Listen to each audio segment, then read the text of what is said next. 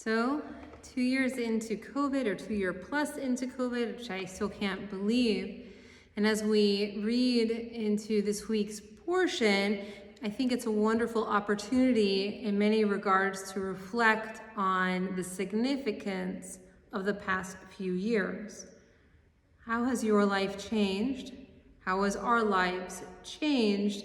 What has illness meant to all of us? And how have we seen people interacting with one another? I think are all amazing questions that certainly Tazria, the portion where we see the priests acting not necessarily as priests, but diagnosticians really determining, is somebody needing to be isolated? How sick are they? And what are the ramifications for the entire community? In many regards, we saw doctors, nurses, nurse practitioners, physician's assistants, and many others making that determination in our own community. What I think, though, which is fascinating, is what does it mean for a community to isolate somebody? And also, when we think about COVID, I don't know about you, but I remember thinking so clearly at the beginning of the pandemic, where am I getting it from? As contact tracing and the whole concept of contact tracing began to infiltrate our communal conversation. Though when we think about Tazria and the illness itself, I think what we find in the Bible, interestingly enough, is the concept that illness was caused by God. And I want to let that sink in for a moment. It was caused by God because ultimately we committed a sin. Well, we understand that the rabbis in the Talmud even went down with thoughtfulness what sin specifically. Metzora, usually translated as a leper, was identified by the rabbis as motzi ra, somebody who brings about evil. Sometimes it meant that, which they went on to translate or offer the phrase motzi shaim ra, meaning to spread slander about somebody. So it was specifically the idea of gossip or slander, which was resulting in the specific punishment of becoming a leper. Now, we know from the understanding of communicable diseases that that does not necessarily mean that we get illness as a result of sin or engaging in gossip.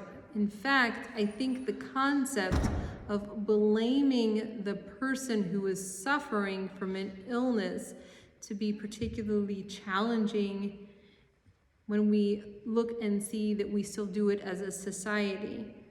How do we do it? Well, we blame somebody who's obese for being obese, for not being able to control their diet. We blame them for having diabetes, again, diet-related mental illness, not being able to manage their emotions. We find ways to blame people for all sorts of things without understanding that for some people, the idea of being healthy means that you require or need medical assistance on a perpetual basis with no blame. And yet I find that concept stemming from the Bible of blaming illness on the patient particularly destructive and pernicious. I think most viciously we saw it as a result of the AIDS epidemic, where people blamed, again, victims for having AIDS or HIV, but I still find that we blame each other for bringing COVID into a specific party or any other illness that we might find. And I think when we look at the results of the pandemic that we are at today, where approximately 1/3 of individuals who did acquire COVID are considered COVID long haulers, that's a significant portion of the population to be blaming. When we realize that Alzheimer's and dementia affect a large percentage of individuals as they age, Again, there's no need for blame. It's just a matter of course that we all go through. And as I began to meditate more and more on the position of illness within our society, I realized that illness is simply something that occurs to us.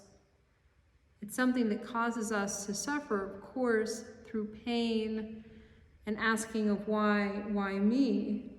But at the end of the day, illness is simply a part of the human condition, sometimes brought about by our own failure to maybe do our best to wash our hands in the best way possible, as I personally experienced during spring break, dealing with some wicked food poisoning.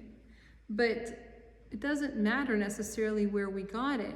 I think what I'm reminded of, perhaps because I saw our ancestors believed that the heart, the reason for Tizra'at, the reason for being a leper was divine punishment, was that I don't necessarily agree with that. I think that for me, illness is simply, again, not a God punishing any of us or all of us. I don't find that specifically a rewarding field to dig into when attempting to ask why.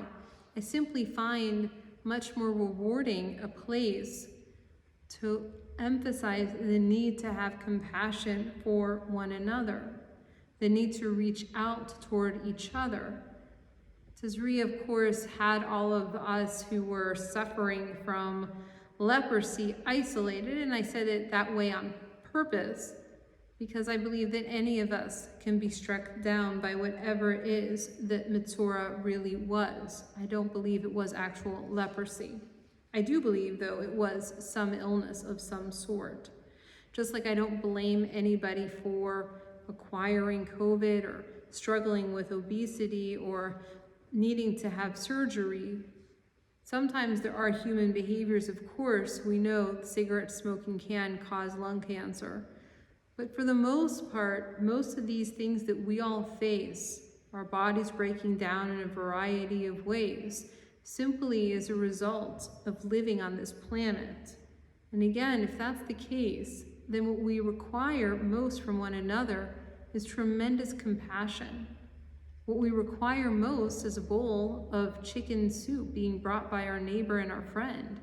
What we need more than anything is a shoulder to cry on periodically, a hand to reach out to us, an arm to surround us with hugs, maybe even some flowers and some jokes. After all, laughter, I think, brings and elevates us to a higher level than we were before. So for me, while I do find it particularly interesting, Tazria and the whole idea of illness and the idea of isolating, and I find how it was that our ancestors dealt with that issue to be fascinating.